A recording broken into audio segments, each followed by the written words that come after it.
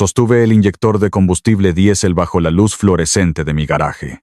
Era una pieza de un motor de servicio pesado, cubierta de carbonilla y años de negligencia.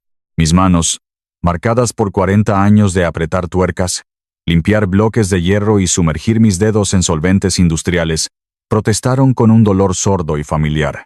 La artritis en mis nudillos no perdona a los 68 años, pero la paciencia de un mecánico es infinita. Tomé el calibrador micrométrico y medí la tolerancia de la válvula. Faltaban apenas unas fracciones de milímetro para que la pieza fallara por completo. El calor de Houston a media mañana ya estaba convirtiendo el interior de mi taller de acero en un horno. Pero este era mi santuario, mis 5 acres de tierra en las afueras de la ciudad. Una propiedad que compré hace décadas, cuando esto era solo maleza y polvo. El sonido de neumáticos triturando la grava de mi entrada interrumpió mi concentración. No era el rugido honesto de un motor de trabajo, sino el zumbido suave y sintético de un vehículo de lujo europeo. Limpié la grasa de mis manos con un trapo rojo y caminé hacia el portón enrollable. Era Leo. Mi hijo bajó de su vehículo deportivo utilitario alquilado, vistiendo un traje gris impecable que costaba más que mi primer auto. Estaba sudando, caminando de un lado a otro con pasos rápidos y erráticos, hablando por su teléfono celular con ese tono corporativo y pulido que había adoptado desde que lo nombraron vicepresidente regional de su agencia de transporte de carga. No me hables de cuellos de botella en la cadena de suministro, estaba diciendo Leo al teléfono, frotándose la frente con frustración. Necesito que esos márgenes del tercer trimestre se mantengan intactos. Encuentra la capacidad de carga, o te juro que buscaré a alguien que sí pueda. Leo colgó el teléfono y me miró. Su respiración era superficial, sus ojos se movían rápidamente por el garaje sin detenerse en nada. Era la misma mirada de pánico que tenía cuando era niño y rompía una ventana, esperando que yo la arreglara antes de que su madre se diera cuenta. «Hola, papá», dijo Leo, forzando una sonrisa que no llegó a sus ojos. «Siento venir sin avisar. Tengo una crisis logística masiva en la oficina hoy. Mi ancho de banda está al límite. Y para colmo, esta maldita camioneta está haciendo un ruido extraño. Un chirrido agudo cada vez que acelero. No tengo tiempo para llevarla al concesionario. Mi instinto de padre, esa falla interna que me obligaba a reparar todos los errores de mi hijo, se activó de inmediato. Dejé el inyector diésel sobre el banco de trabajo. Ignoré el dolor en mis articulaciones y el hecho de que él no había venido a visitarme en más de 2 meses. «Déjame escuchar el motor», le dije, acercándome al vehículo. «Abre el capó y enciéndelo. Pon el aire acondicionado al máximo para poner carga en el sistema». Leo asintió rápidamente, subió al asiento del conductor y encendió el motor. El capó se elevó. Me incliné sobre el compartimento del motor, un espacio clínico, y cubierto de plásticos donde apenas se podían ver las piezas mecánicas. Escuché con atención. El diagnóstico fue casi instantáneo. Era la polea tensora de la correa de transmisión. Un problema menor, una fricción básica. «Es el rodamiento del tensor», grité por encima del ruido del motor. «Nada grave. Puedo lubricarlo temporalmente para que llegues a tus reuniones, pero tendrás que cambiar la pieza esta semana». «Gracias, papá». «Eres un salvavidas», respondió Leo desde la cabina. «Voy a entrar a la casa un momento para usar el baño y lavarme la cara. Siento que me va a estallar la cabeza por el estrés». «Adelante». «La puerta de la cocina está sin llave», le dije, ya dándome la vuelta para buscar mi lata de lubricante penetrante en el carrito de herramientas. Trabajé en el motor durante unos 10 minutos. Apliqué el lubricante con precisión, asegurándome de que el rodamiento girara libremente sin resistencia. El chirrido desapareció por completo. El motor sonaba estable.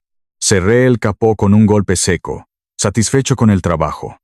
Estaba a punto de caminar hacia la casa para decirle a Leo que ya podía irse, cuando un sonido agudo y perforante cortó el aire pesado de la mañana. Era la alarma de humo de la casa. El chillido electrónico era ensordecedor, repitiéndose en ráfagas de 3. Mi corazón dio un vuelco. Dejé caer el trapo y corrí hacia la puerta trasera lo más rápido que mis rodillas me lo permitieron. Al abrir la puerta de la cocina, una pared de humo gris y espeso me golpeó el rostro.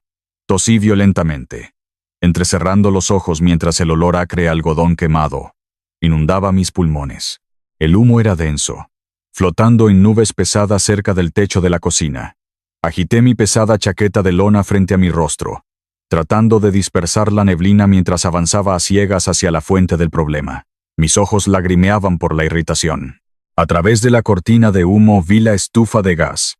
El quemador frontal derecho estaba encendido al máximo, una corona de llamas azules y naranjas rugiendo con fuerza. Justo en el borde de la parrilla de hierro fundido, un paño de cocina de algodón estaba envuelto en llamas, convirtiéndose rápidamente en cenizas negras.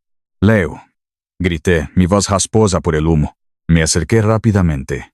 Giré la perilla de la estufa para cortar el suministro de gas, y usé unas pinzas de metal que estaban en el mostrador para arrojar el paño en llamas dentro del fregadero de acero inoxidable. Abrí el grifo del agua fría. El fuego siseó y se apagó en un instante, dejando solo un rastro de humo blanco y el olor a tela carbonizada. Me apoyé contra el borde del mostrador, tosiendo y tratando de recuperar el aliento. Mi mente lógica de mecánico intentaba procesar la escena. Yo no había cocinado nada esa mañana. Había desayunado café negro y pan tostado, usando la tostadora eléctrica, no la estufa de gas. «Papá, por Dios, papá», gritó la voz de Leo desde el pasillo. Apareció en la cocina, seguido de cerca por Camila, su esposa. No la había visto llegar. Camila llevaba un traje sastre impecable, su cabello castaño perfectamente peinado. Ella era una decoradora de bienes raíces de alto nivel. Una mujer que siempre miraba mi casa y mi estilo de vida obrero con una mezcla de lástima y disgusto apenas disimulado. «¿Qué pasó aquí?», preguntó Leo, abriendo las ventanas de la cocina con movimientos exagerados. «El humo está por todas partes. Alguien dejó el quemador encendido», respondí, mi respiración aún agitada. El paño de cocina se incendió. Yo estaba en el garaje. Te dije que la puerta estaba abierta. Camila se acercó a mí, cruzando los brazos. Su tono de voz cambió, adoptando esa cadencia lenta y condescendiente que uno usaría para hablar con un niño pequeño que acaba de romper un jarrón. «Mateo, esto es exactamente de lo que hemos estado hablando», dijo Camila, suspirando profundamente. «La carga cognitiva de mantener esta casa tan grande es demasiado para ti. Tienes que empezar a despejar tu mente y aceptar tus limitaciones». «¿De qué estás hablando, Camila?», pregunté, sintiendo una punzada de irritación. «Yo no encendí esa estufa. Yo estaba trabajando en el inyector diésel. Leo, tú entraste a la casa. ¿Fuiste tú?». Leo me miró con una expresión de incredulidad, abriendo mucho los ojos. «Papá, ¿me estás culpando a mí? Yo fui directamente al baño del pasillo. Tú fuiste el último en estar en esta cocina antes de salir al garaje. Dejaste el fuego encendido, igual que olvidaste cerrar el portón principal la semana pasada, y al igual que dejaste el agua corriendo en el jardín el mes pasado». Me quedé paralizado. Mi cerebro intentó retroceder en el tiempo, revisando los registros de mi memoria como si fueran los datos de un módulo de control electrónico. Yo siempre cerraba el portón. Yo nunca dejaba el agua corriendo. Y definitivamente no había tocado la estufa hoy.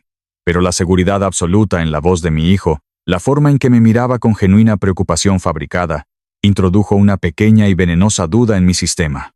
Yo no recuerdo haber tocado la perilla», murmuré, mirando el quemador apagado. «Ese es el problema, papá». «¿No lo recuerdas?», dijo Leo, acercándose y poniendo una mano pesada sobre mi hombro. «Estás perdiendo detalles. Ha estado sucediendo durante meses. No quería decir nada para no herir tu orgullo. Pero esto casi quema la casa entera. Podrías haber muerto». El peso de la culpa me aplastó. Mi mayor temor siempre había sido convertirme en una carga, perder mi independencia y mi capacidad para valerme por mí mismo. Si realmente estaba cometiendo estos errores catastróficos, no podía negarlo por terquedad. Mi instinto de evitar el conflicto con mi familia, de ceder para mantener la paz, tomó el control. Quizás cometí un error. Estaba muy concentrado en el motor, admití en voz baja, mirando al suelo. «Está bien, Mateo», dijo Camila, acariciando mi brazo con una suavidad falsa. «Solo queremos que estés a salvo. Leo va a programar una cita médica para ti. Solo un chequeo básico. Una evaluación de rutina para asegurarnos de que todo esté bien aquí arriba». «Sí, un chequeo.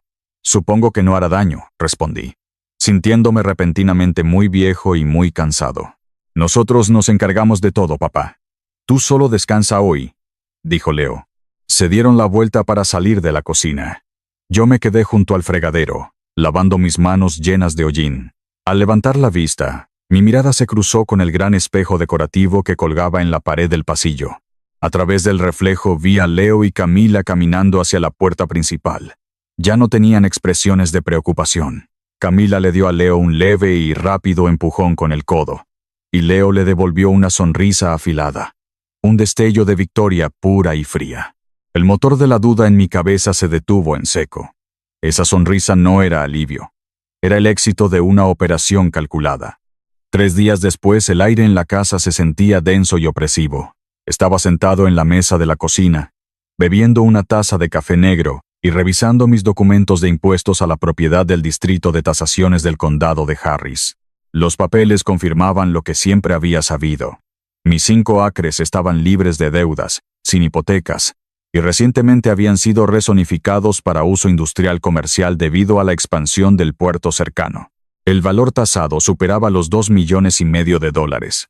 Era el trabajo de toda mi vida, mi legado, impreso en tinta negra sobre papel blanco. El sonido de un motor pesado me sacó de mis pensamientos. Miré por la ventana y vi un sedán negro de lujo estacionándose frente a mi casa. No era el auto de Leo. Las puertas se abrieron y mi hijo bajó del lado del pasajero. Del lado del conductor bajó una mujer que no conocía. Llevaba un traje de negocios oscuro, un maletín de cuero rígido, y caminaba con la postura rígida de alguien que está acostumbrado a dar malas noticias y no aceptar respuestas.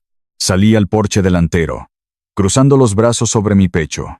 El sol de Texas golpeaba con fuerza, pero sentí un escalofrío recorrer mi espalda.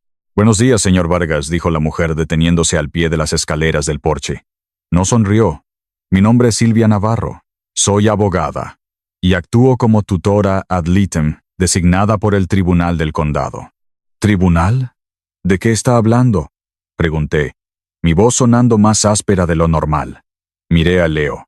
Él evitaba mi mirada, fingiendo estar interesado en las grietas del pavimento. «Leo, ¿qué significa esto?». Silvia Navarro no le dio tiempo a mi hijo para responder. Abrió su maletín de cuero y sacó una gruesa carpeta legal negra. Subió los escalones y me entregó el documento. Pesaba como un bloque de plomo. «Señor Vargas, lo que tiene en sus manos es una orden de conservaduría temporal de emergencia, firmada esta mañana por un juez», explicó Silvia con un tono monótono y ensayado.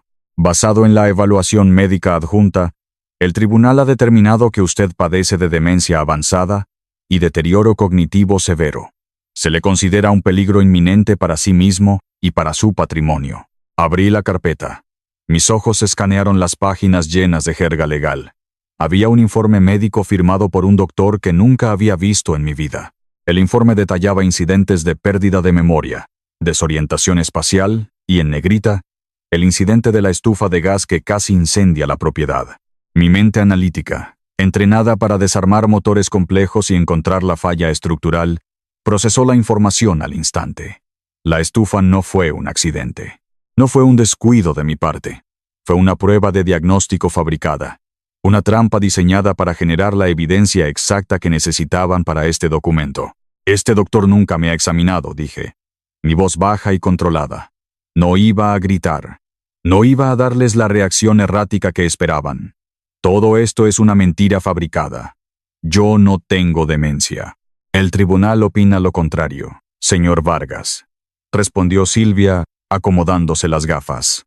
Bajo los términos de esta tutela legal de emergencia, su hijo, Leonardo Vargas, tiene ahora el control total y absoluto sobre sus finanzas, sus decisiones de atención médica y sus bienes raíces. Usted ya no tiene autoridad legal para firmar contratos, acceder a sus cuentas bancarias o tomar decisiones sobre esta propiedad. Sentí como si me hubieran vaciado el aceite del motor. Estaba legalmente paralizado, despojado de mi autonomía en el mismo porche que había construido con mis propias manos. Miré a Leo. Finalmente levantó la vista para encontrar mis ojos. Había miedo en su mirada, pero también una determinación despiadada. «Es por tu propio bien, papá», dijo Leo, su voz temblando ligeramente. «No puedes cuidarte solo. Necesitas protección. Silvia me extendió un bolígrafo de metal. Necesito que firme el acuse de recibo en la última página, señor Vargas. Solo confirma que se le han entregado los documentos. Miré el bolígrafo. Miré la carpeta. Luego miré directamente a los ojos de mi hijo. Comprendí en ese instante que el niño que yo había criado ya no existía. Había sido reemplazado por un extraño dispuesto a destruir mi vida por dinero. No tomé el bolígrafo. Cerré la carpeta con lentitud y la dejé sobre la pequeña mesa de madera del porche. No dije una sola palabra. Mantuve el contacto visual con Leo, declarando una guerra silenciosa y absoluta. No iba a firmar mi propia sentencia de muerte. El silencio en el porche se volvió insoportable para ellos. Silvia Navarro guardó su bolígrafo, visiblemente molesta por mi falta de cooperación, pero mantuvo su postura profesional. Su firma no es necesaria para que la orden entre en vigor, señor Vargas. Es un mandato judicial activo, dijo Silvia, ajustando el cierre de su maletín. Esta es una orden temporal. La audiencia para la conservaduría permanente está programada en exactamente 14 días. Si el juez falla a favor de la petición, usted será trasladado a un centro de cuidado de la memoria con instalaciones de seguridad cerradas, adecuado para su nivel de deterioro. 14 días. Ese era mi reloj de cuenta regresiva. Tenía 2 semanas antes de que me encerraran en una prisión médica por el resto de mi vida. En ese momento otro vehículo se detuvo detrás del sedán de la abogada. Era la camioneta de Camila. Mi nuera salió del vehículo, pero no venía sola. La acompañaba un hombre alto, corpulento, vestido con un uniforme de enfermería clínica de color azul oscuro. Tenía el cuello grueso de un levantador de pesas y la mirada fría de un guardia de seguridad de un club nocturno. Mateo, este es el enfermero privado que hemos contratado para tu cuidado continuo, dijo Camila, subiendo los escalones con una sonrisa triunfante. Estará contigo las 24 horas del día para asegurarse de que no te lastimes. No puedes quedarte solo en esta casa enorme. El enfermero no se presentó. Simplemente dio un paso hacia mí, invadiendo mi espacio personal. Señor Vargas, por protocolo de seguridad médica, necesito que me entregue las llaves de su vehículo y su teléfono celular. Las personas con su diagnóstico no pueden operar maquinaria pesada, ni tener acceso no supervisado a comunicaciones externas. La ira ardió en mi pecho como combustible encendido, pero mi mente me obligó a mantener la calma. Si peleaba físicamente con este gigante, si gritaba o me resistía, solo les daría la prueba en video que necesitaban para demostrar que yo era inestable y agresivo. Un buen mecánico sabe que no debe forzar una tuerca que está oxidada. Si aplicas demasiada presión, romperás el tornillo. Tienes que usar lubricante, aplicar calor y esperar el momento adecuado. Yo iba a ser el paciente perfecto. Metí la mano en el bolsillo de mis pantalones de trabajo. Saqué mi teléfono inteligente y el pesado manojo de llaves de mi camioneta Ford F-250. El sonido del metal tintineando en el aire silencioso fue humillante. Dejé caer las llaves y el teléfono en la palma extendida del enfermero. «Excelente», dijo Camila, aplaudiendo suavemente. «Leo, la abogada y yo tenemos que ir a la oficina para revisar unas cuentas. El enfermero se quedará contigo, Mateo. Descansa». Los 3 antagonistas bajaron las escaleras, subieron a sus respectivos vehículos y se alejaron por el camino de grava, dejándome atrapado bajo la vigilancia de mi nuevo carcelero. El enfermero me indicó con un gesto de la cabeza que entrara a la casa. Entré en silencio. Él cerró la puerta principal, pasó el cerrojo y se sentó en el sofá de la sala de estar, cruzando los brazos y bloqueando la única salida principal. Creían que me habían neutralizado por completo. Creían que un hombre viejo sin un teléfono inteligente y sin llaves de auto era un hombre inofensivo. Caminé lentamente por el pasillo, arrastrando un poco los pies para interpretar el papel del anciano derrotado. Y entré en mi estudio. Cerré la puerta detrás de mí. La habitación estaba llena de manuales de motores, diagramas de cableado y estanterías de roble polvorientas. Caminé hacia la estantería más grande en la esquina de la habitación. Con cuidado de no hacer ruido, deslicé una fila de libros gruesos sobre sistemas hidráulicos. Detrás de ellos, oculta en la oscuridad de la pared, había una vieja toma de teléfono analógica, un conector de pared que no se había usado en 15 años. Y debajo del escritorio, dentro de una caja de cartón llena de cables viejos, descansaba un pesado teléfono fijo de color beige, con cable en espiral y botones mecánicos. Una reliquia analógica que no requería Wi-Fi. No tenía rastreo GPS, y que el enfermero de seguridad no tenía idea de que existía. Esperé hasta pasada la medianoche. La casa estaba sumida en un silencio absoluto, roto solo por el zumbido constante del aire acondicionado central. Abrí la puerta de mi estudio apenas un par de centímetros. Pude ver al enfermero corpulento en la sala de estar, reclinado en el sofá, profundamente dormido con la boca abierta, iluminado solo por el resplandor azul de la pantalla de su propio teléfono celular que había caído sobre su pecho. Cerré la puerta del estudio sin hacer el menor ruido. Me arrodillé junto a la estantería de roble, sintiendo el crujido de mis rodillas artríticas. Saqué el teléfono beige de la caja de cartón. Desenrollé el cable de línea cubierto de polvo y conecté el enchufe de plástico transparente en la toma de pared. Levanté el auricular pesado y lo llevé a mi oreja. El sonido de un tono de marcar continuo y analógico zumbó en mi oído. Era música para mí. La infraestructura de cobre subterránea de Houston todavía funcionaba. Marqué un número de memoria. Era un número que había marcado cientos de veces a lo largo de las décadas. El teléfono sonó 4 veces antes de que una voz ronca y profunda respondiera al otro lado de la línea. ¿Quién diablos llama a esta hora?, gruñó Héctor Salinas. Héctor. Soy Mateo, susurré, manteniendo mi voz lo más baja posible. Tenemos una falla catastrófica en el sistema. Estoy atrapado. Héctor Salinas era mi amigo más antiguo. Habíamos servido juntos en el ejército, y luego él había pasado 35 años trabajando como inspector de estaciones de pesaje del Departamento de Transporte de Texas.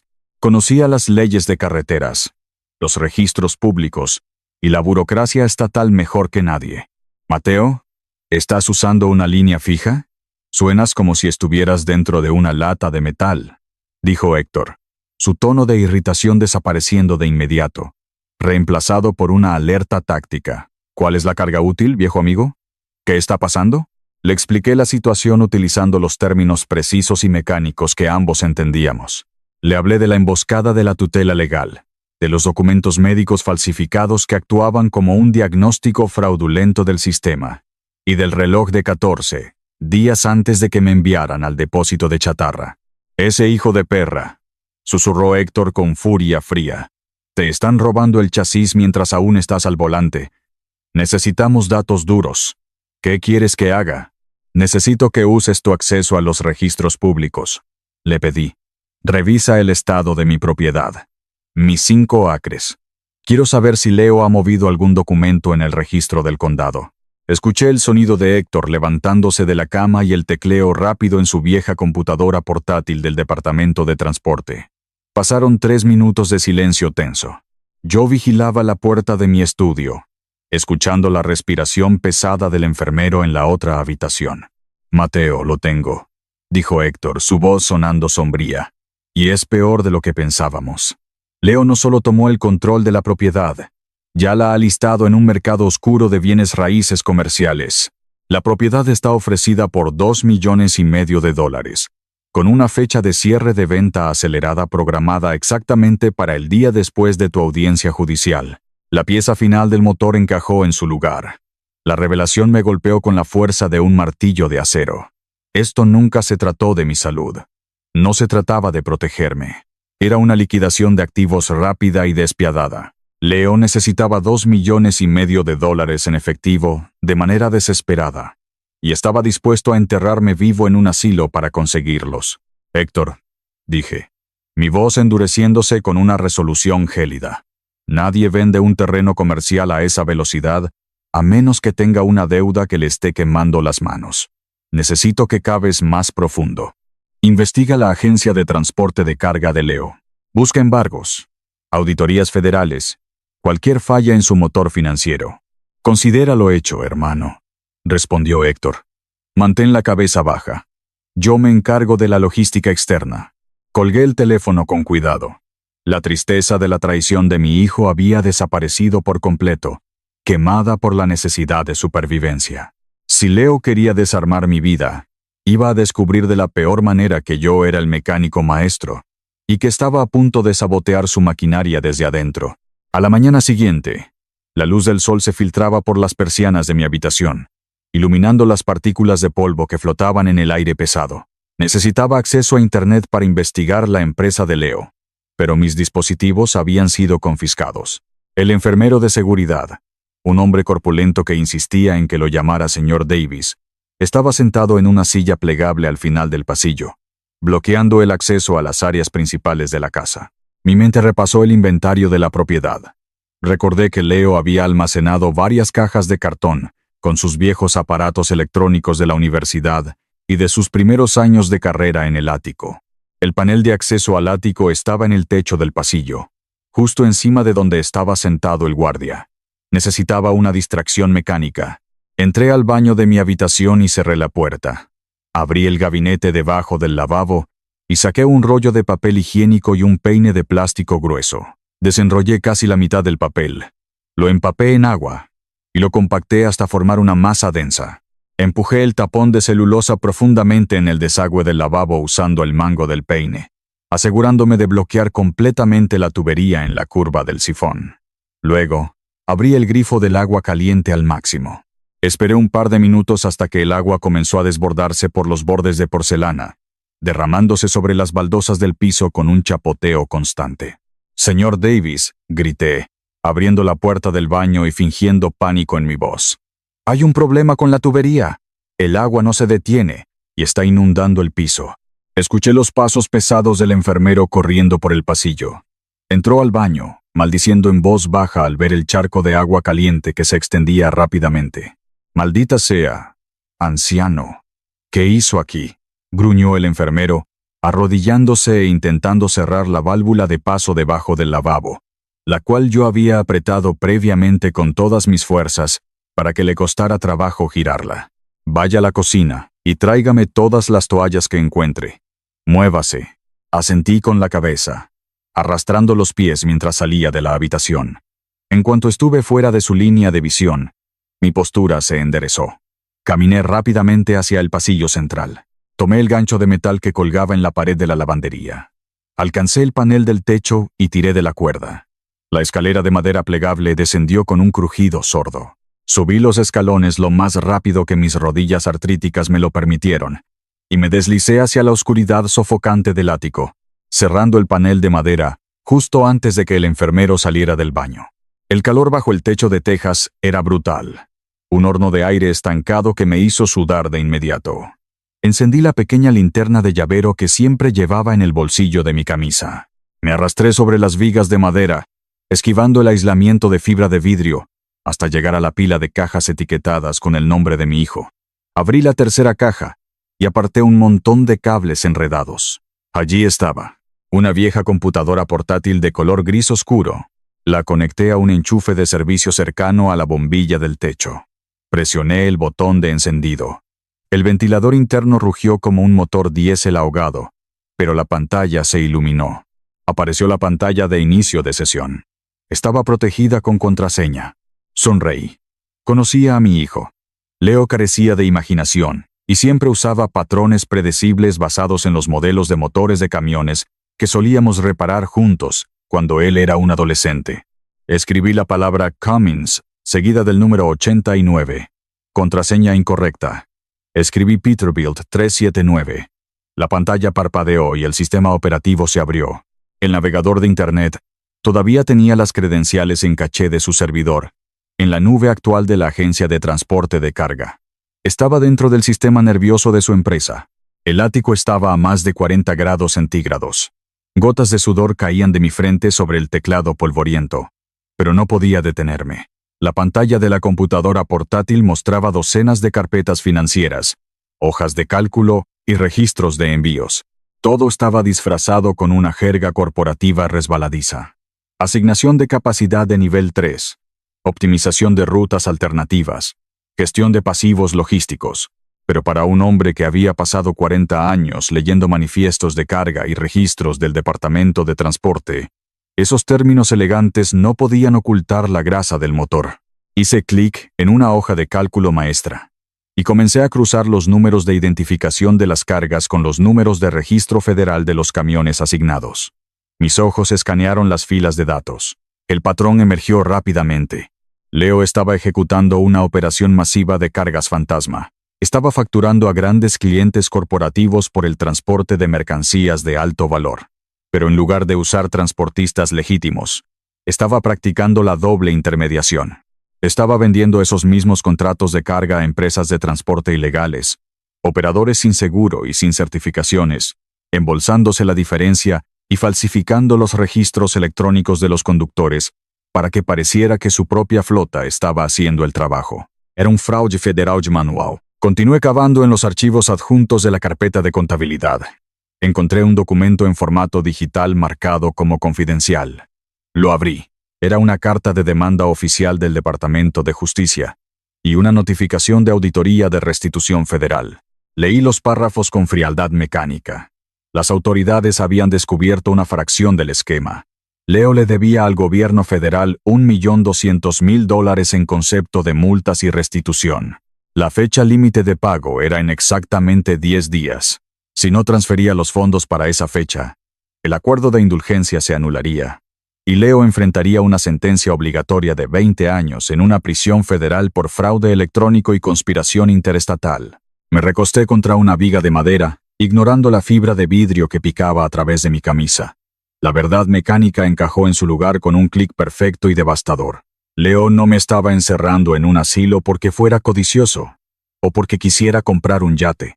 Me estaba encerrando porque estaba aterrorizado. Era un animal acorralado por el gobierno federal. Mi propiedad comercial de $2,5 millones era su único salvavidas, la única forma de liquidar un activo lo suficientemente rápido para pagar la restitución y comprar su propia libertad.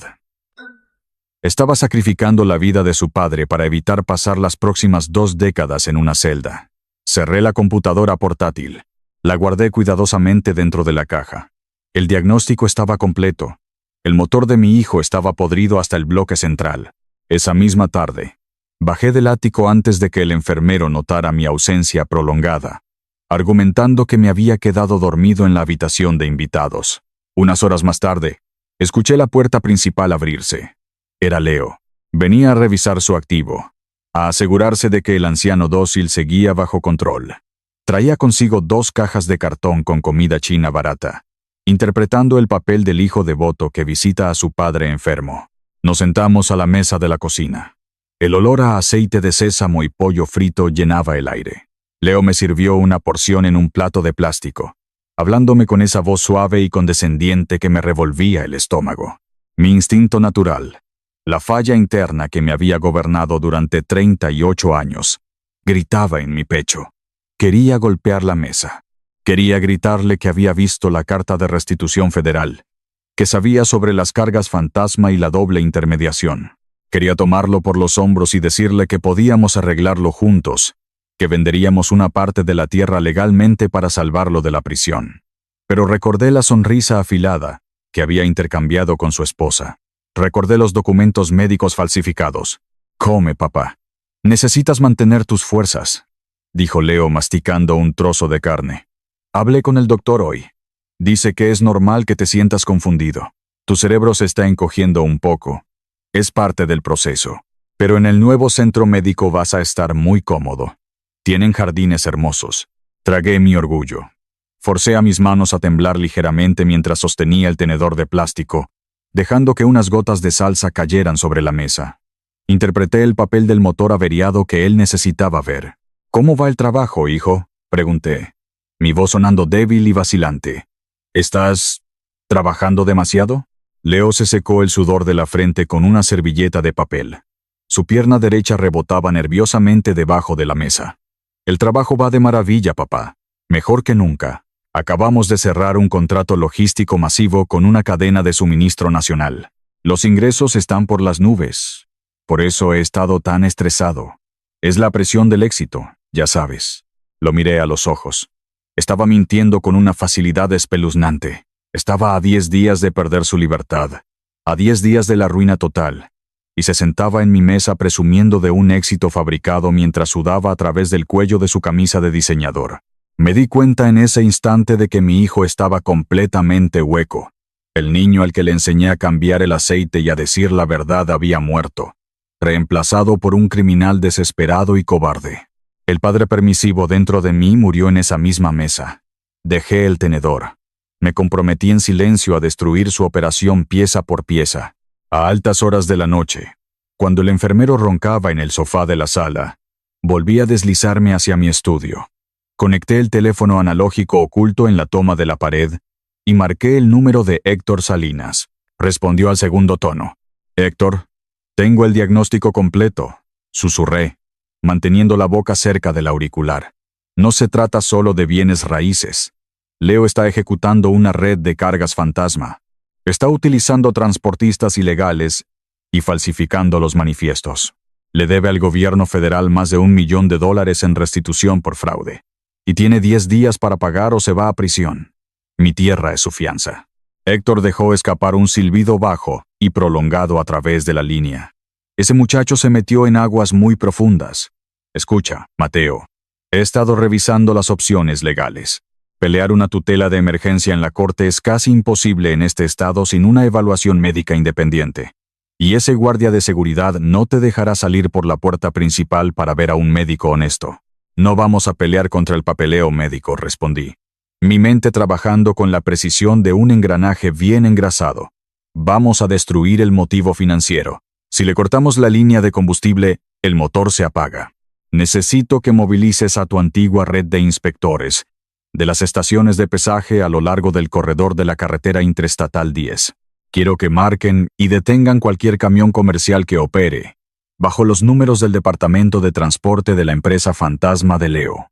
«Puedo hacer algunas llamadas», dijo Héctor, su voz cargada de anticipación táctica. «Mis muchachos en las básculas odian a los intermediarios corruptos. Pero si esos camiones están moviendo carga ilegal, los conductores simplemente evitarán las estaciones de pesaje federales. Tomarán rutas secundarias. Necesitamos saber exactamente dónde están para interceptarlos». «Tienes razón», concedí, visualizando el mapa de carreteras de Texas en mi mente. «Necesito pruebas físicas que vinculen a Leo directamente con esos camiones ilegales. Y necesito rastrearlos en tiempo real. Tengo que plantar mis viejos rastreadores de radiofrecuencia en su flota». «¿Los rastreadores militares que guardas en tu caja fuerte?», preguntó Héctor. «¿Cómo vas a conseguirlos?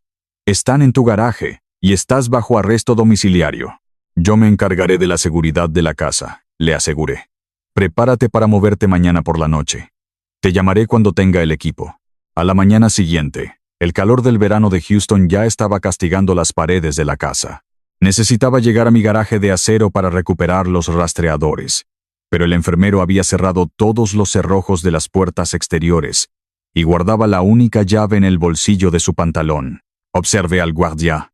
El señor Davis era un hombre grande que sudaba con facilidad y dependía en gran medida del aire acondicionado central para mantenerse cómodo. Esa era su debilidad.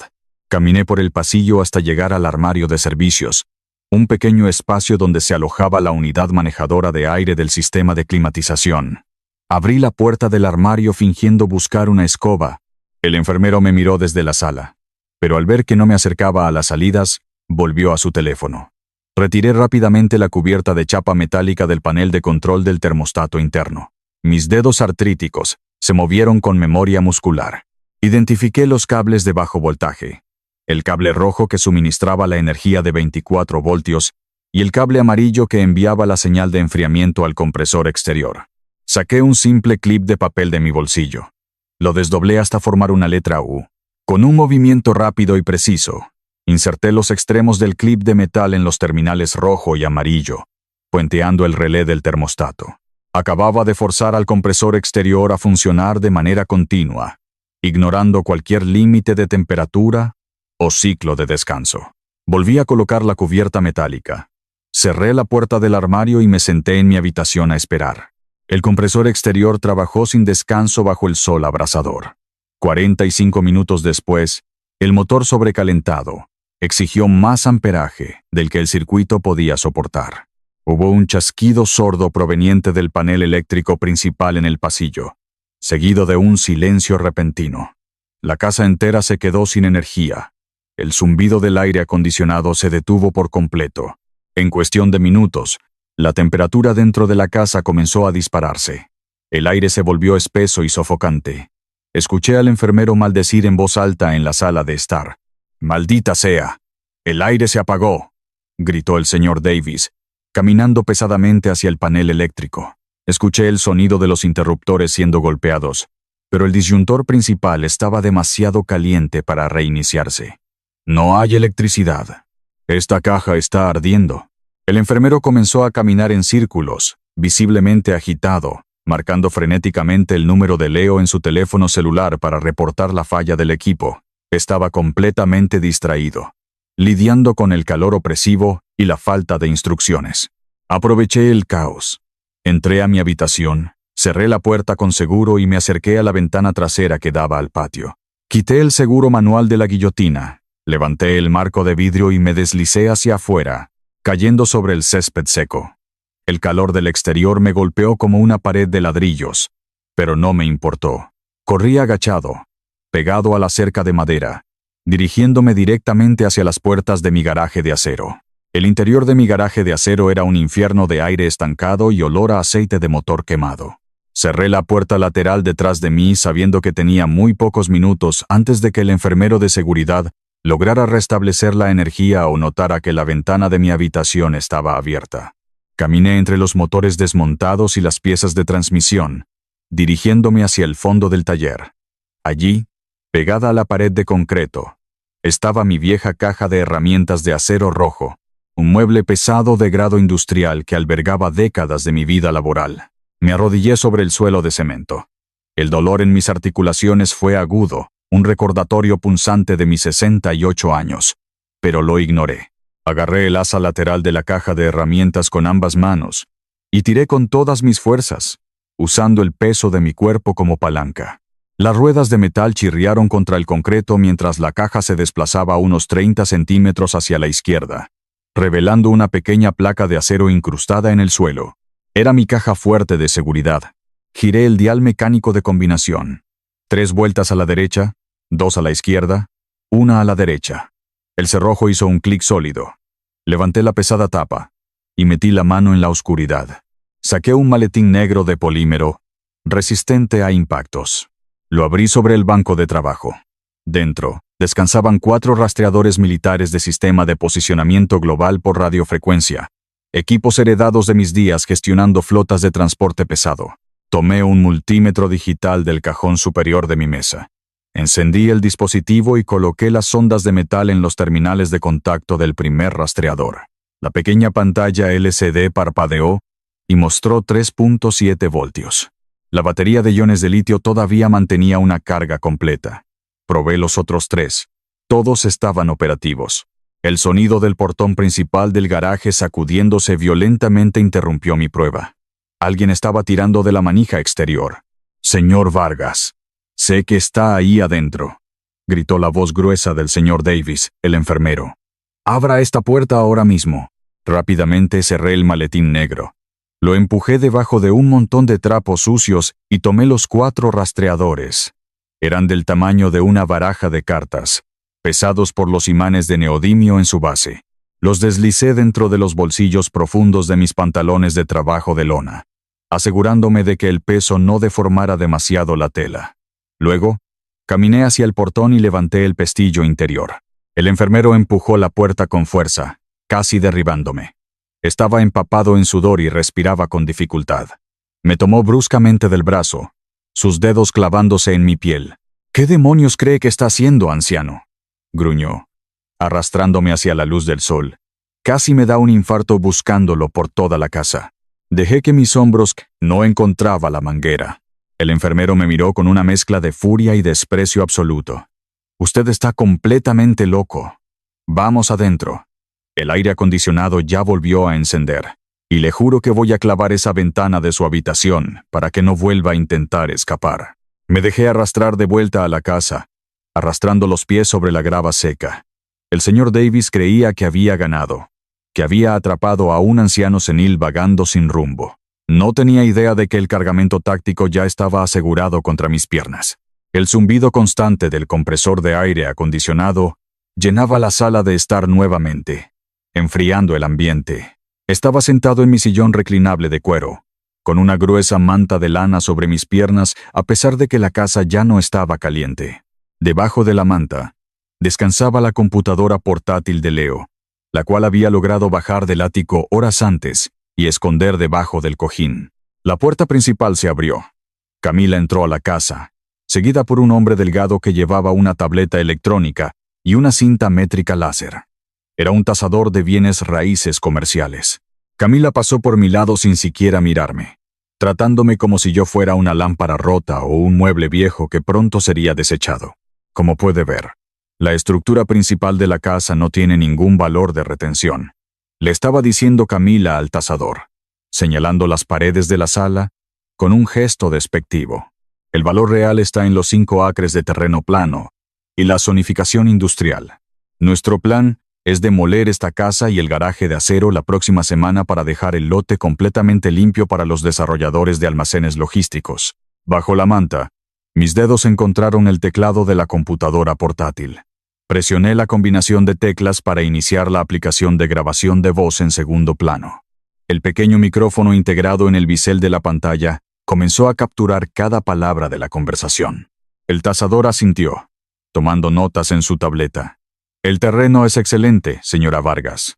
El acceso a la autopista es un punto de venta masivo. Pero para acelerar el cierre de la venta, necesitamos garantizar que la propiedad esté desocupada. ¿Qué pasará con el residente actual? El tasador me señaló discretamente con su bolígrafo, luciendo un poco incómodo por hablar de mí mientras yo estaba sentado a 3 metros de distancia. Camila ni siquiera bajó la voz. Ignórelo. Él no entiende lo que estamos diciendo, respondió Camila con frialdad clínica. El residente actual es mi suegro. Tiene demencia avanzada. Estará siendo reubicado permanentemente en una instalación estatal de cuidado de la memoria para el viernes por la mañana, justo después de la audiencia judicial. El cierre de la venta no tendrá ningún retraso. Usted puede proceder con la tasación basada en un lote vacío. Me quedé perfectamente quieto en mi sillón. No hubo indignación en mi pecho. No hubo dolor por la crueldad de sus palabras. La falla interna que me hacía buscar excusas para mi familia había sido erradicada por completo. Solo sentí la fría y metódica satisfacción de un investigador recopilando datos.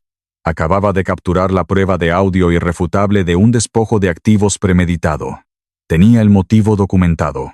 Esa misma noche, esperé a que el enfermero se durmiera frente al televisor. Conecté el teléfono analógico en la oscuridad de mi estudio y marqué el número de Héctor. «Tengo los rastreadores», le dije en cuanto contestó. «Pero no puedo salir de esta casa sin activar las alarmas de las puertas que el guardia acaba de instalar. Necesito que hagas la infiltración física. Estoy estacionado a 3 cuadras del lote de camiones de la empresa fantasma de Leo. En el lado este de la ciudad», respondió Héctor, su voz baja y concentrada. «He estado vigilando el perímetro durante 1 hora. Tienen vallas de alambre de púas y cámaras de seguridad en los postes principales. Pero hay un punto ciego cerca de los contenedores de basura industriales en la parte trasera. Puedo entrar cortando la cerca. Dime exactamente dónde quieres que ponga esos dispositivos. Escúchame con atención, Héctor. Esto es trabajo de precisión», le instruí, visualizando la anatomía de un camión comercial de servicio pesado. «Los rastreadores tienen imanes de neodimio de alta potencia. No los pongas cerca del bloque del motor, el colector de escape o el filtro de partículas diésel. El calor extremo derretirá la carcasa de polímero y freirá los circuitos en menos de 50 millas. Tienes que buscar el chasis frío». «Entendido. Lejos de las fuentes de calor», confirmó Héctor. «Busca el riel del chasis principal, justo detrás de la cabina del conductor», continué. «Limpia cualquier exceso de grasa con tu guante antes de colocar el imán para asegurar un contacto sólido con el acero. Si los pones demasiado bajo, la vibración del eje de transmisión podría aflojarlos. Colócalos en la cara interna del riel, donde los conductores no puedan verlos si hacen una inspección visual rápida antes de arrancar. Cara interna del riel del chasis». «Lo tengo», dijo Héctor. «Voy a entrar ahora. Mantén tu equipo encendido y espera mi señal». Colgué el teléfono. Saqué la computadora portátil de debajo del cojín y la abrí sobre mi escritorio. Inicié el software de gestión de flotas heredado. Un programa antiguo pero robusto que todavía se comunicaba con los satélites de posicionamiento global. La pantalla mostraba un mapa oscuro y vacío de América del Norte. Me senté en la penumbra, viendo el cursor parpadear, rezando para que mi viejo amigo no fuera descubierto por los guardias de seguridad del lote. Eran las 2 de la mañana. El silencio en mi estudio era absoluto. Mis ojos ardían por mirar fijamente la pantalla negra de la computadora portátil. El teléfono analógico vibró sobre el escritorio con un timbre ahogado. Lo levanté de inmediato. «Mateo, tenemos un problema grave», susurró Héctor. Su respiración era agitada. El sonido de la grava crujiendo suavemente bajo sus botas se filtraba por la línea. «Estoy debajo del primer camión. No son los modelos viejos con los que solíamos trabajar. Son cabinas aerodinámicas nuevas. Todo el chasis lateral y los tanques de combustible están completamente cubiertos con paneles de fibra de vidrio y faldones de plástico. No puedo alcanzar el riel de acero sin desmontar los paneles, y eso haría demasiado ruido». Mi mente se aceleró. Cerré los ojos, apartando el pánico y accediendo a la biblioteca mental de esquemas mecánicos que había construido durante 4 décadas. Visualicé la estructura de los nuevos modelos aerodinámicos de carretera. «No toques los faldones laterales», le ordené, manteniendo mi voz firme para calmarlo. «Ve hacia la rueda delantera derecha, el neumático direccional. Deslízate debajo del parachoques frontal». «Estoy debajo del parachoques». «Huele a refrigerante viejo», susurró Héctor. «Bien. Mira detrás del neumático. Hay un hueco en el carenado aerodinámico para permitir que el brazo de dirección se mueva cuando el camión gira». Le expliqué, trazando la pieza en el aire con mi dedo índice. «Mete la mano por ese hueco, hacia arriba y hacia atrás.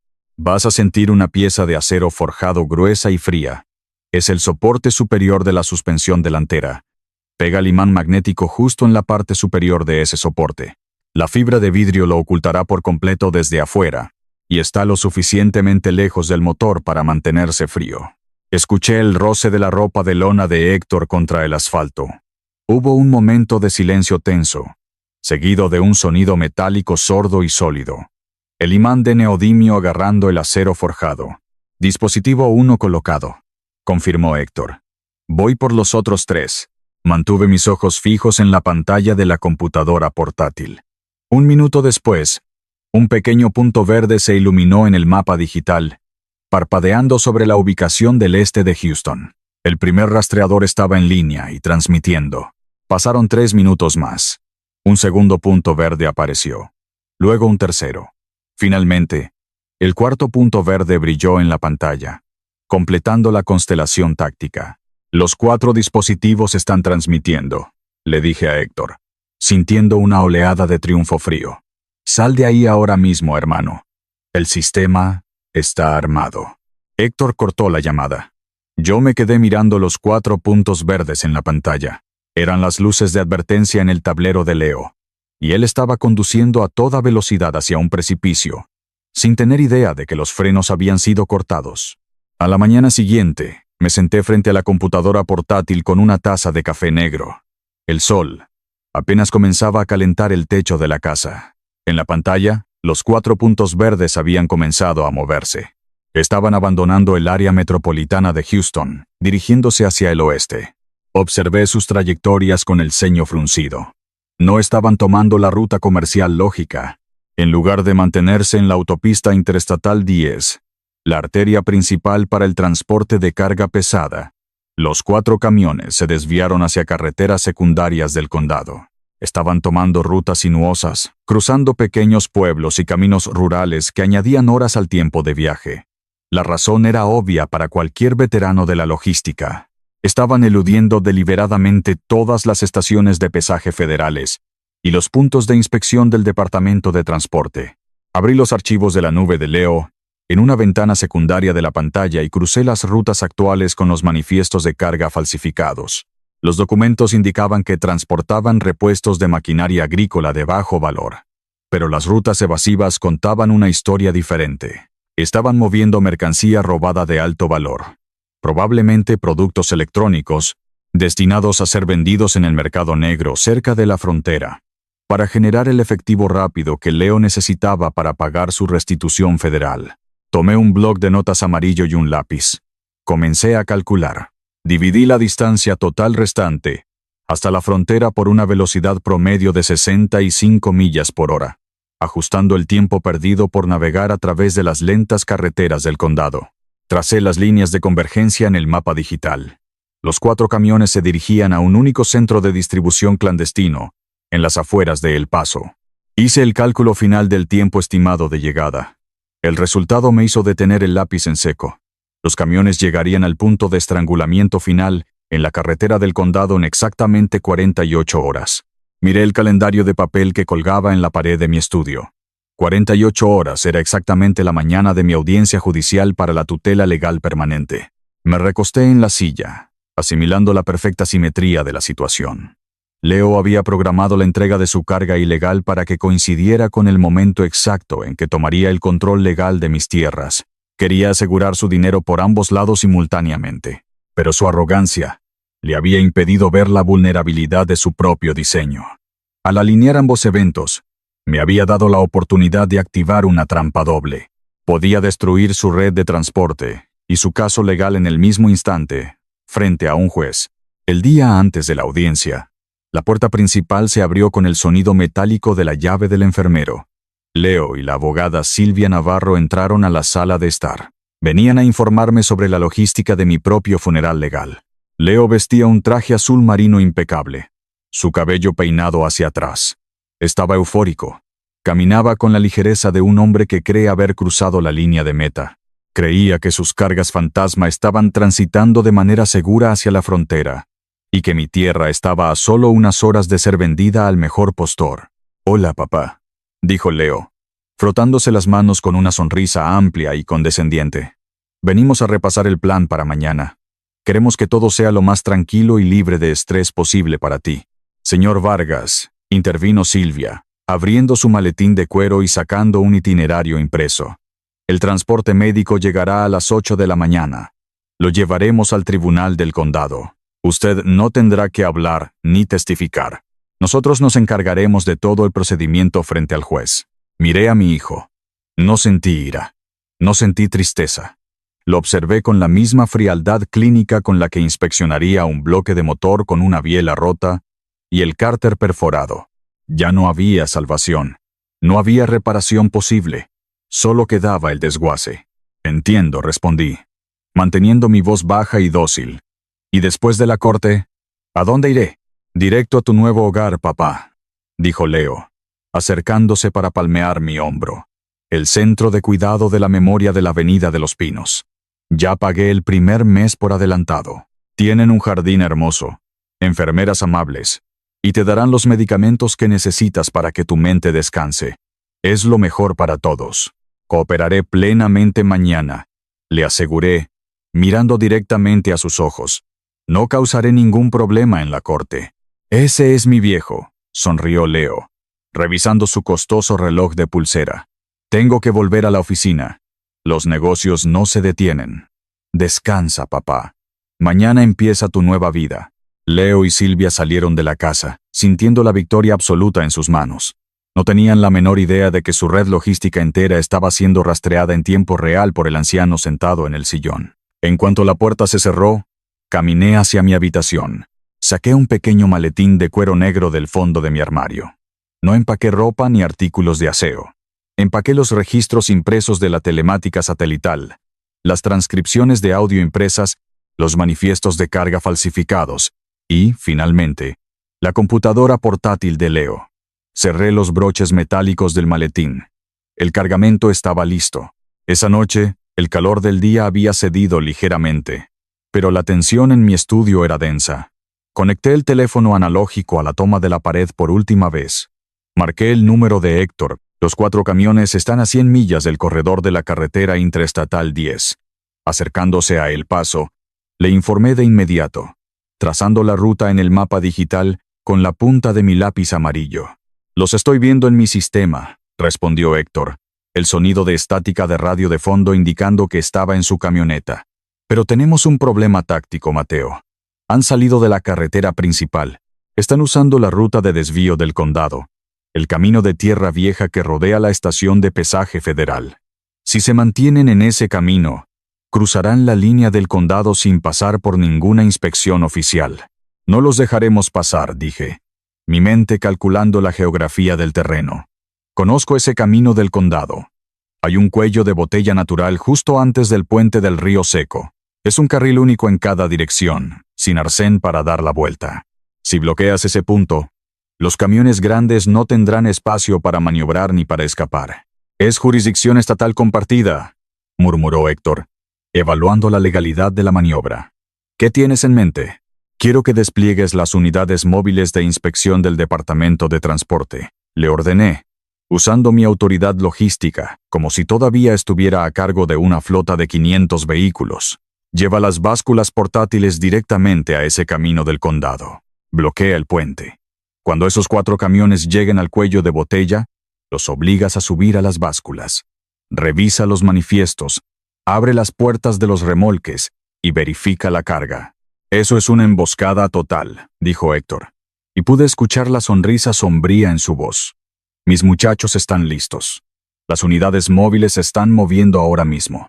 El bloqueo estará en su lugar al amanecer. Confirma el impacto cuando suceda, le dije. El tiempo de llegada a ese puente coincidirá exactamente con el momento en que yo esté de pie frente al juez. Buena suerte en la corte, hermano. Destrúyelos, se despidió Héctor. Colgué el auricular. Desconecté el cable de plástico de la pared. Con un movimiento firme de mis manos artríticas, rompí el conector de cobre y tiré el teléfono a la basura. Ya no necesitaba esconderme. Estaba listo para la guerra a plena luz del día. La mañana de la audiencia, el cielo de Houston estaba despejado y brillante. El enfermero privado, el señor Davis, me escoltó fuera de la casa, agarrando mi brazo con fuerza innecesaria. Un vehículo deportivo utilitario negro estaba estacionado en la entrada. Leo estaba en el asiento del conductor, tamborileando los dedos sobre el volante de cuero. Camila estaba en el asiento del pasajero delantero. El enfermero me empujó hacia el asiento trasero y cerró la puerta. Me senté en silencio, aferrando mi maletín negro sobre mis rodillas. El interior del vehículo olía a cuero nuevo y a la colonia cara de mi hijo. Abre un poco la ventana, Leo, se quejó Camila, arrugando la nariz sin mirarme. Su chaqueta huele a grasa de motor vieja y a polvo. Me está dando náuseas. Leo bajó la ventana un par de centímetros, pero su atención no estaba en su esposa. Sus ojos estaban fijos en la pantalla de su teléfono celular montado en el tablero. Estaba actualizando frenéticamente una aplicación de mensajería. Sus nudillos estaban blancos por la fuerza con la que agarraba el volante. ¿Pasa algo malo con la entrega?, preguntó Camila, notando la tensión en los hombros de su esposo. No, todo está bien, mintió Leo, su voz un poco más aguda de lo normal. Es solo que los conductores debieron haberse reportado hace 20 minutos al pasar el último punto de control. Probablemente no tienen señal de celular en esa zona del condado. Yo miré por la ventana, observando los edificios de concreto del centro de Houston acercarse. Sabía exactamente por qué los conductores no se habían reportado. En ese preciso momento, a cientos de millas de distancia, estaban rodeados por luces intermitentes de vehículos estatales y oficiales armados del Departamento de Transporte. El teléfono de Leo comenzó a vibrar violentamente en el tablero. El identificador de llamadas mostraba el nombre del despachador principal de su empresa fantasma. Leo miró la pantalla, tragó saliva con dificultad y presionó el botón para rechazar la llamada. No podía lidiar con una crisis logística mientras conducía hacia el tribunal para robar mi tierra. Su imperio comenzaba a colapsar, pero tenía que mantener la compostura. Llegamos al edificio de los tribunales del condado. El vehículo se detuvo. Abrí la puerta y salí al pavimento. Mi postura, encorvada durante semanas, se enderezó una fracción de pulgada. El juego de las sombras había terminado. El interior de la sala del tribunal era estéril, revestido de paneles de madera clara y alfombras grises. El aire acondicionado mantenía la habitación a una temperatura gélida. El juez Ramírez, un hombre de unos 50 años con una expresión severa y cansada, presidía desde el estrado. Silvia Navarro estaba de pie en el atril de los abogados, presentando la gruesa carpeta de documentos médicos falsificados. Su señoría, la evidencia médica es concluyente, argumentó Silvia, ajustando sus gafas con un movimiento practicado. El señor Mateo Vargas sufre de un deterioro cognitivo severo y progresivo. Ha demostrado ser un peligro inminente para su propia seguridad física, como lo demuestra el incidente del incendio en su domicilio. Solicitamos que el tribunal otorgue la tutela legal permanente y el control total de su patrimonio a su hijo, Leonardo Vargas, para proteger los activos y garantizar el cuidado médico adecuado del demandado. El juez Ramírez asintió lentamente, hojeando las páginas del informe. Señor Leonardo Vargas, pase al estrado de los testigos, por favor. Leo caminó hacia el estrado. Levantó la mano derecha, juró decir la verdad y se sentó. Durante los siguientes 10 minutos, mi hijo entregó una actuación digna de un premio cinematográfico. Su voz se quebró en los momentos perfectos. Habló de lo mucho que le dolía ver a su héroe, a su padre, perder la mente. Se secó una lágrima inexistente de la mejilla mientras describía lo difícil que había sido tomar esta decisión, asegurando al tribunal que solo quería proteger mi legado. El juez Ramírez lo miró con simpatía profesional. Luego, el juez desvió su mirada hacia la mesa de la defensa, donde yo estaba sentado completamente solo, sin representación legal. Señor Mateo Vargas, habló el juez, su voz resonando en los altavoces de la sala. Entiendo que ha rechazado al abogado de oficio que el tribunal intentó asignarle. ¿Comprende usted la gravedad de esta petición? Si apruebo esta orden, perderá todos sus derechos civiles sobre sus finanzas y propiedades. Me puse de pie. Mis rodillas no temblaron. Mi voz salió fuerte, clara y resonante, desprovista de la debilidad fabricada que había mantenido durante semanas. Entiendo perfectamente la gravedad de la situación, su señoría, respondí. Y rechacé al abogado de oficio porque un mecánico no necesita un intermediario para explicar por qué un motor está fallando. Solo necesita mostrar las piezas rotas. Silvia Navarro se puso de pie de un salto. Objeción, su señoría. El demandado no es competente para representarse a sí mismo. Sus divagaciones sobre mecánicos son prueba de su estado mental alterado. Silencio, consejera, ordenó el juez Ramírez levantando una mano. Miró mi postura firme y mis ojos claros. Voy a permitirle una breve declaración, señor Vargas. Proceda. Abrí los broches metálicos de mi maletín negro. No saqué registros médicos ni cartas de recomendación. Saqué una pila de manifiestos de carga comercial altamente complejos, registros de auditoría federal y mapas de telemática satelital. Los coloqué sobre la mesa de madera sólida con un golpe seco. Su señoría, comencé, tomando el primer documento y caminando hacia el estrado del juez. El informe médico que la abogada Navarro le acaba de presentar afirma que no puedo recordar si encendí una estufa. Sin embargo, me resulta fascinante que un hombre con demencia avanzada haya podido auditar y desmantelar una operación federal de fraude de transporte de carga de varios millones de dólares desde el ático de su casa. Leo saltó de la silla de los testigos, su rostro perdiendo todo el color. Papá, detente. Su señoría está teniendo un episodio delirante. No sabe lo que dice. Objeción. Exijo que estos documentos sean eliminados del registro, gritó Silvia, perdiendo su compostura profesional. Siéntense los dos, rugió el juez Ramírez, golpeando su mazo con fuerza. El sonido hizo eco en la sala. El juez tomó los documentos que le entregué. Era un ex litigante corporativo. Sus ojos escanearon las hojas de cálculo y reconoció de inmediato la estructura de los datos financieros. Ignoré los gritos de mi hijo y continué mi explicación con la precisión absoluta de un maestro mecánico detallando un diagrama de cableado. Lo que tiene en sus manos, su señoría, son los registros internos de la empresa de corretaje de mi hijo. Muestran un esquema sistemático de cargas fantasma y doble intermediación. Leo Vargas ha estado facturando a clientes legítimos y desviando la carga a transportistas ilegales. Más importante aún, la página 3 es una notificación de auditoría del gobierno federal. Leo debe $1.200.000 en restitución por fraude electrónico. Pagaderos en menos de 10 días. El silencio en la sala del tribunal fue absoluto, roto solo por la respiración agitada de Leo. El juez Ramírez leía los documentos, su expresión de simpatía transformándose en una máscara de furia judicial. Para pagar esa deuda y evitar una sentencia de 20 años en una prisión federal, continué, mi voz implacable. Mi hijo necesitaba liquidar mi propiedad comercial de $2,5 millones. La tutela legal no es un acto de amor. Es el mecanismo de un robo de tierras premeditado. Caminé de regreso a mi mesa. Abrí la computadora portátil, subí el volumen al máximo y presioné la tecla de reproducción. La voz de Camila llenó la sala del tribunal, nítida y clara, hablando con el tasador de bienes raíces comerciales. El residente actual es mi suegro. Estará siendo reubicado permanentemente en una instalación estatal de cuidado de la memoria para el viernes por la mañana. El cierre de la venta no tendrá ningún retraso. Detuve la grabación. Miré a Leo, que estaba temblando visiblemente en el estrado de los testigos. El motor de su mentira había sido desarmado, pieza por pieza, y expuesto bajo la luz implacable de la justicia.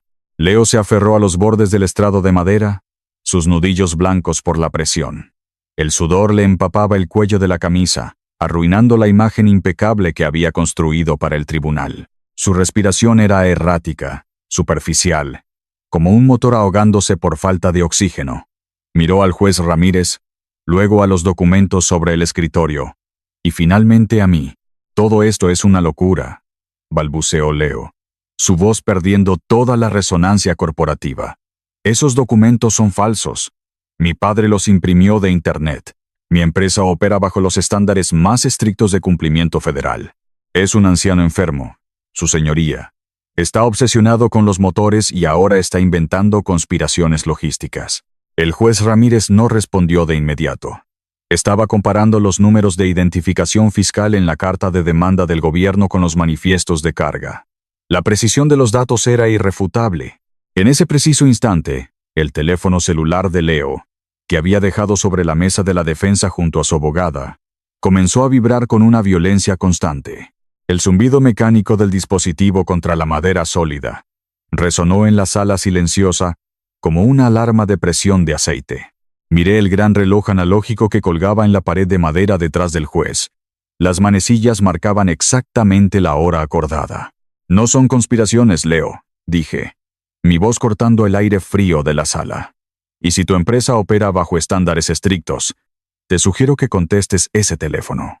Porque hace exactamente 10 minutos, 4 camiones que operan bajo los números de registro de tu empresa fantasma fueron interceptados por unidades móviles del Departamento GUE Transporte en una ruta de desvío del condado, cerca del Paso». Leo dejó de respirar. Sus ojos se abrieron desmesuradamente, fijos en el teléfono que seguía vibrando sobre la mesa. «Las básculas portátiles revelaron el exceso de peso», continué, implacable, detallando la mecánica de su destrucción.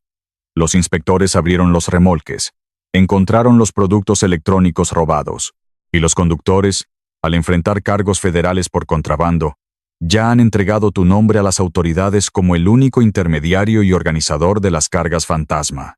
Leo miró la pantalla de su teléfono desde la distancia. El identificador de llamadas mostraba el número de la oficina de campo de la Patrulla de Carreteras del Estado. El color abandonó su rostro por completo. Sus rodillas cedieron ligeramente y tuvo que apoyarse con todo su peso sobre el estrado para no colapsar. Su imperio criminal, construido sobre el fraude y la explotación, acababa de ser incautado y aplastado en un tramo de asfalto polvoriento a cientos de millas de distancia. El caos estalló en la sala del tribunal con la velocidad de una reacción en cadena. Silvia Navarro, la abogada que había orquestado la tutela legal, retrocedió de la mesa de la defensa como si el teléfono vibrante de Leo estuviera cubierto de material radiactivo. Su rostro profesional se desmoronó, reemplazado por el terror puro de una abogada que acaba de darse cuenta de que ha presentado documentos fraudulentos en un tribunal para facilitar un crimen federal. «Su señoría, yo no tenía conocimiento de las actividades comerciales del señor Leonardo Vargas», declaró Silvia rápidamente, alzando las manos y recogiendo sus carpetas con movimientos frenéticos. «Fui contratada estrictamente para asuntos de derecho familiar.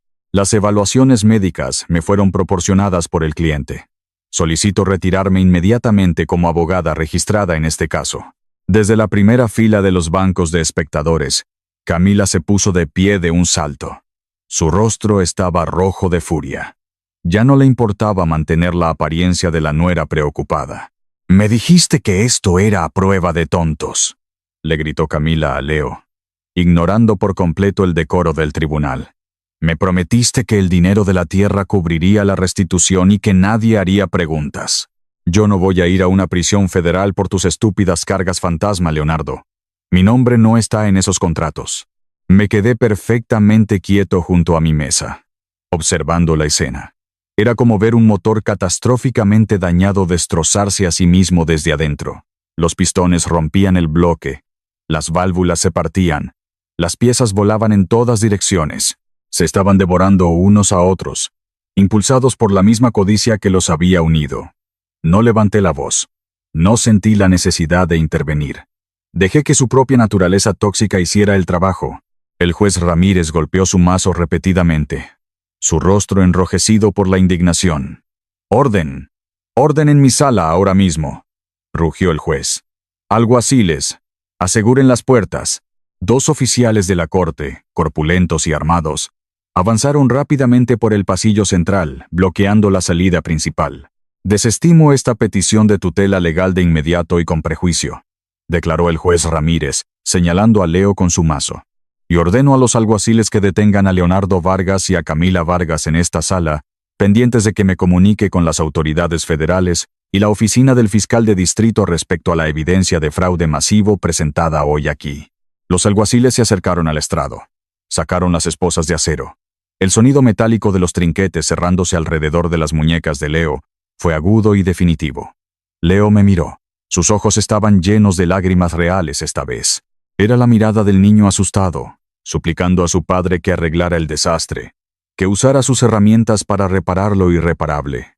«Papá, por favor», susurró Leo, su voz quebrándose. «Haz algo». Lo miré a los ojos por última vez.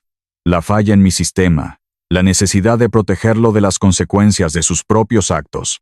Estaba muerta. Giré la espalda. Recogí mi maletín negro de la mesa y caminé hacia el pasillo, dejándolo atrás. El aire del pasillo del tribunal se sentía diferente. Era el mismo edificio de mármol frío y luces fluorescentes, pero el peso opresivo que había aplastado mis hombros durante semanas había desaparecido. Caminé con pasos firmes, el sonido de mis botas de trabajo resonando contra el suelo pulido. Era un hombre libre, en total control de mi vida, mi mente y mi propiedad. Escuché el sonido rápido de tacones altos golpeando el mármol detrás de mí. Me detuve y me di la vuelta. Silvia Navarro corría hacia mí, su maletín de cuero apretado contra su pecho. Estaba pálida, respirando con dificultad. «Señor Vargas, por favor, espere un momento», suplicó Silvia, deteniéndose a 1 metro de distancia. Su tono condescendiente había desaparecido por completo, reemplazado por una desesperación patética. «Sé que las cosas se salieron de control ahí adentro, pero tiene que entender que Leo me manipuló. Yo solo estaba haciendo mi trabajo basándome en la información que él me dio. Si usted decide presentar una queja formal, arruinará mi carrera. Podemos llegar a un acuerdo». La miré de arriba abajo. Vi a una depredadora que se ganaba la vida arrebatando la dignidad a personas mayores, utilizando la ley como un arma contundente. «Usted no fue manipulada, abogada Navarro», respondí, mi voz plana y carente de cualquier empatía. «Usted vio una propiedad comercial de $2 millones y un anciano que creía que no podía defenderse. Usted facilitó documentos médicos falsificados sin hacer una sola pregunta. Por favor, señor Vargas, tengo una familia», intentó argumentar, dando un paso hacia mí. «Y yo tenía un hijo», la interrumpí, cortando sus excusas. «Antes de entrar a esa sala hoy, envié copias digitales de sus documentos médicos falsificados, junto con la grabación de audio de mi nuera confirmando el fraude, directamente a la Junta Disciplinaria del Colegio de Abogados del Estado de Texas y a la oficina del fiscal de distrito del condado de Harris. Su carrera ya está terminada. Le sugiero que busque un buen abogado defensor». Silvia Navarro retrocedió como si la hubiera golpeado físicamente. Sus hombros se hundieron y colapsó lentamente sobre un banco de madera en el pasillo, dejando caer su maletín al suelo. Estaba arruinada. Pasé junto a ella sin dedicarle una segunda mirada. Empujé las pesadas puertas dobles de vidrio y salí al exterior. El calor del mediodía de Houston me golpeó el rostro, pero esta vez se sintió limpio, purificador. Junto a la acera, estacionada en la zona de carga, estaba una vieja camioneta Ford de color rojo descolorido. Héctor Salinas estaba apoyado contra la puerta del conductor, con los brazos cruzados y una sonrisa masiva bajo su espeso bigote gris.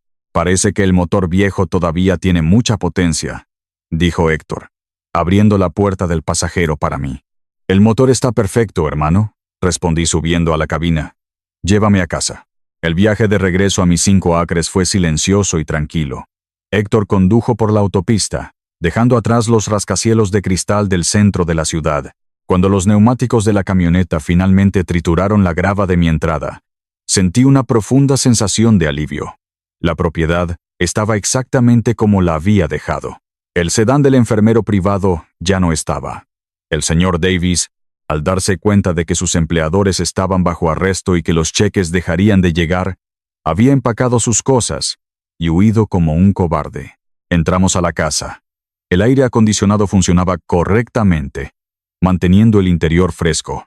La casa estaba en silencio, pero las paredes todavía cargaban con el fantasma de la traición. Caminé directamente hacia la cocina, el lugar donde la gran mentira había comenzado. Me detuve frente a la estufa de gas. Miré el quemador frontal derecho.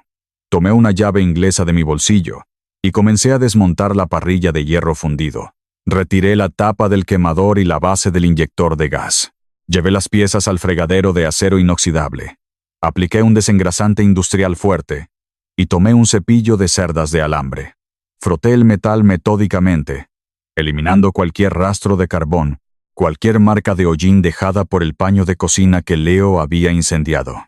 Estaba borrando la memoria física de la emboscada, limpiando mi santuario. Héctor entró a la cocina unos minutos después, llevando 2 botellas de cerveza fría que había sacado de mi refrigerador. Destapó las botellas contra el borde del mostrador y me entregó una. Acabo de recibir un mensaje de texto de mis contactos, en las básculas, dijo Héctor, tomando un largo trago de cerveza. Los agentes de la Oficina Federal de Investigaciones ya tomaron jurisdicción sobre los camiones en El Paso. Confiscaron los servidores en la oficina de Leo hace 1 hora. El fraude es tan grande que los fiscales federales no le van a ofrecer ningún trato. Leo está mirando un mínimo de 15 años en una prisión de máxima seguridad. Sequé las piezas de la estufa con un trapo limpio y las volví a ensamblar en su lugar. El quemador quedó brillante, restaurado a su estado original. Tomé la botella de cerveza y la choqué contra la de Héctor. El tintineo del vidrio fue el único sonido de celebración que necesitábamos. 15 años le darán mucho tiempo para pensar en la logística, dije en voz baja. Bebí la cerveza fría. Sentí una punzada de dolor sordo en el pecho por el niño que había perdido, por los recuerdos de enseñarle a montar en bicicleta y a cambiar bujías. Pero ese dolor fue rápidamente superado por una abrumadora sensación de paz por el hombre al que había derrotado. El padre permisivo, el facilitador ciego que siempre arreglaba los problemas, había muerto para siempre. 6 meses después, el sol de otoño bañaba mi propiedad con una luz dorada y suave. Los 5 acres de terreno comercial seguían siendo míos, intactos y libres de cualquier amenaza.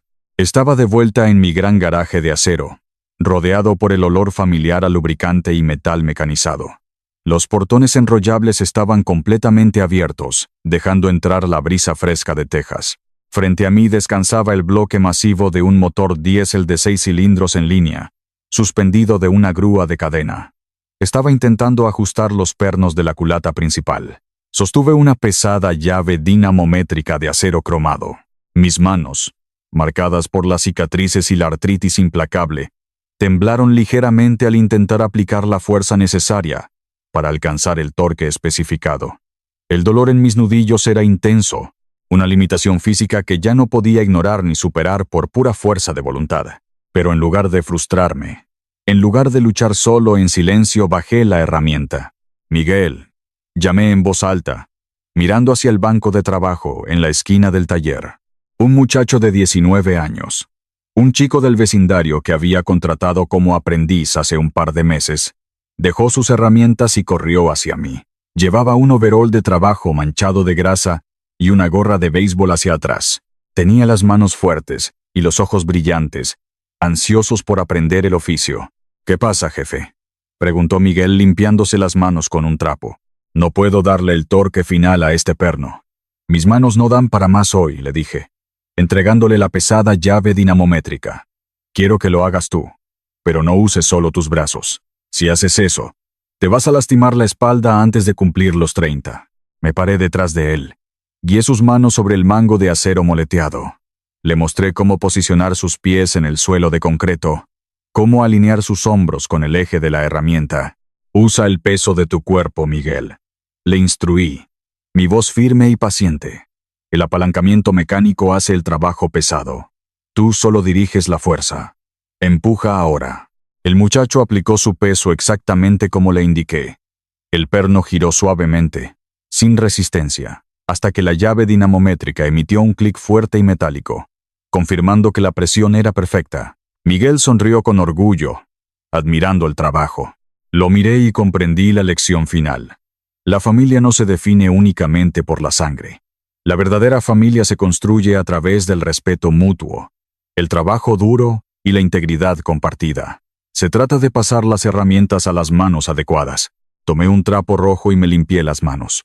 Caminé hacia la entrada del garaje y miré hacia afuera, observando la vasta extensión de mi tierra bajo el cielo azul. Estaba a salvo. Mi mente estaba afilada como un bisturí, y estaba exactamente en el lugar al que pertenecía. El motor de mi vida, finalmente, funcionaba a la perfección.